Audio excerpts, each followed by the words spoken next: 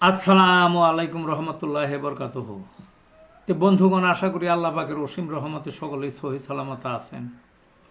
তো কবি Gazi Akkas Ali YouTube channel 017140885009 এর পক্ষ থেকে আপনাদের সকলের প্রতি রইল একান্ত আন্তরিক শুভেচ্ছা ও ভালোবাসা।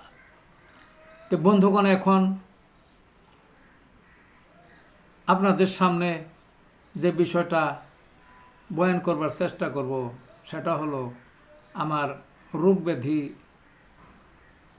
রোগবালাই কি আমার রোগবালাই নামক কাব্যের একটা কবিতাটা কি দাঁতের অসুখ।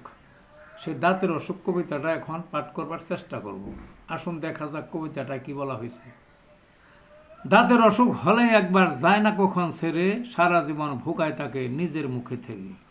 বাল্যবেলায় দাঁতের অসুখ কতই ছেলে মেয়ে, পোকায় খেয়ে ছিদ্র করে কেঁদে অস্থির বিষে।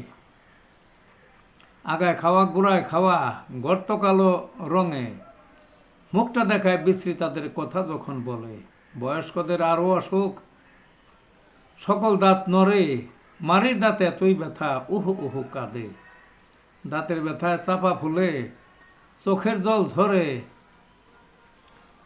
এমন ব্যথা নাই কোথা, নিস্তার কোথা পাবে। উপায়ন্তর হারায় যখন, দাঁত দেয় তুলে, হোমিওপ্যাথির বহু ঔষধ সকল দাঁতের রোগে। এই ছিল বন্ধুগণ কবিতাটা। ভালো থাকুন।